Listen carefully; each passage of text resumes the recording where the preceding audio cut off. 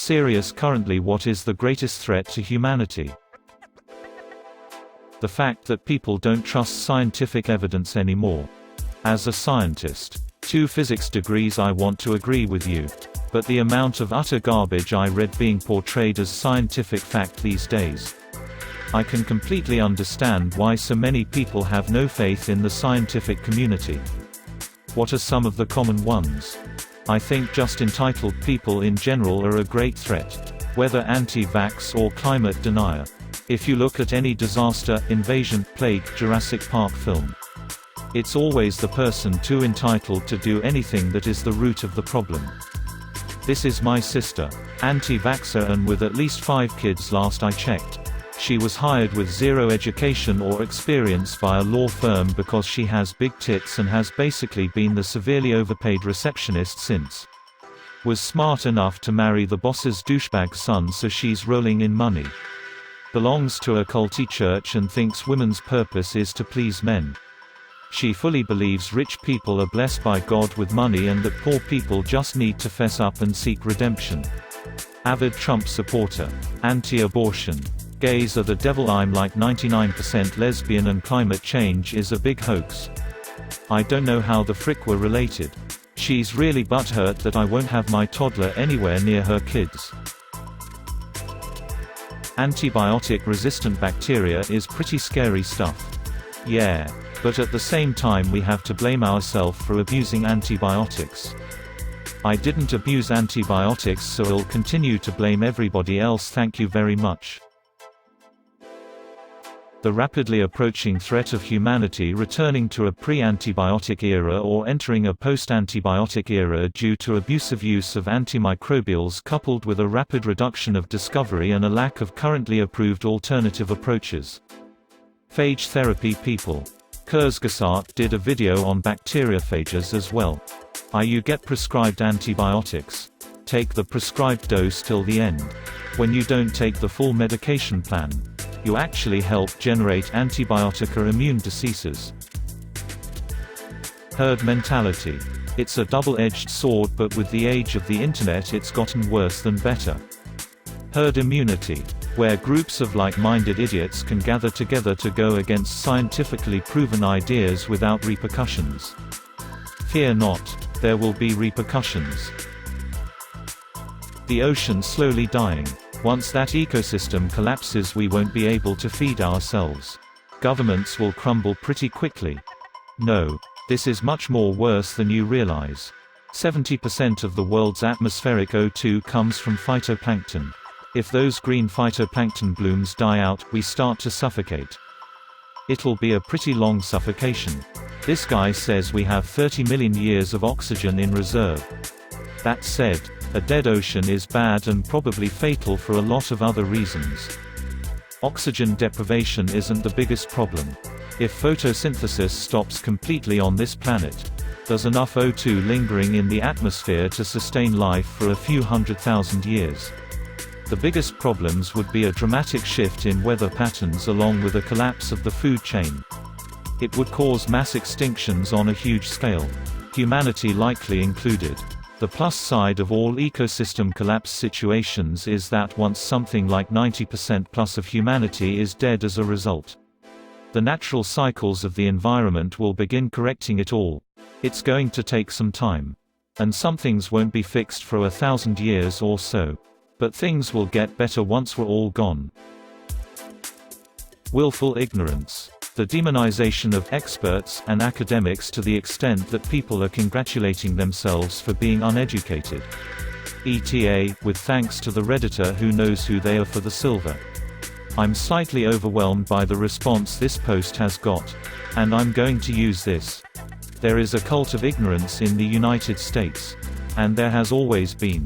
The strain of anti-intellectualism has been a constant thread winding its way through our political and cultural life. Nurtured by the false notion that democracy means that my ignorance is just as good as your knowledge, Isaac Asimov. It has brought our civilization to the brink of collapse. Now, at a time of critical planetary emergency, we need experts to be taken seriously. Politicians to understand the situation and implement policies that will actually have a significant effect. and everyone to understand the absolute need for real changes in order to avoid the worst of what is coming.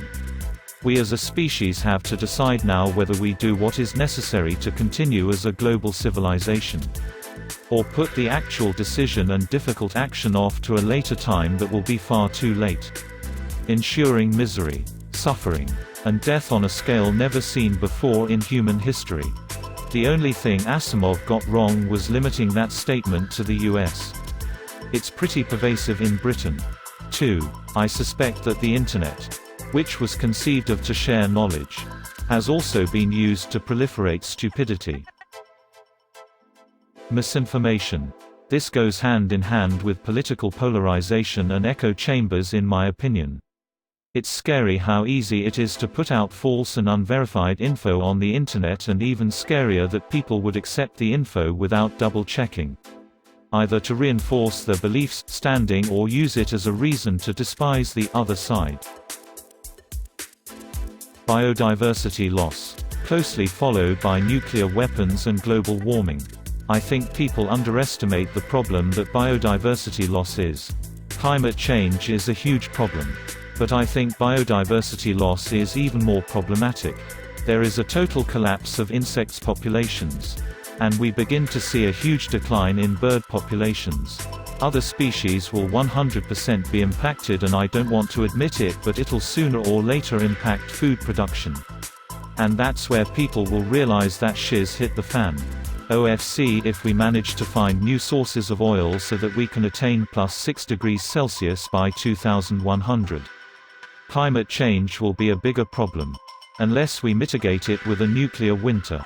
And basically all our major problems can be summed by one word: greed. I have recently started going to a beekeeping school, and back in 1950 the average failure rate of a hive was 5%. As of 2019 the average failure rate is about 40%. That is fucking absurd that nearly half of human-kept hives are failing. I was also told that most of the hives out in nature fail. It's crazy that we as humans know what we need to do exactly to keep bees, but still 40% of the hives we have die off. Removed. To summarize the summary of the summary, people are a problem. Blank. I guess I should also add the full quote cause it's funny and accurate, if not entirely unrelated. Douglas Adams. Poor critical thought skill. Have you read Fahrenheit 451? I often revisit this old fave of mine. It's interesting to see that this book does not really depict a dire totalitarian regime that forbids and burns books. It's about a society that has become so ignorant, manipulated and stupid, that it's the very own citizens who start finding books offensive, and ask the Gov to burn and forbid them. Of course, the Gov obliges. Rings a bell? I always felt like Fahrenheit 451 was about an ignorant society, too occupied with burning offensive books and too focused on unimportant shiz, to realize a war was happening. When the bombs finally fell, it was all too late. Climate change. This being so low pretty much shows how fricked we are.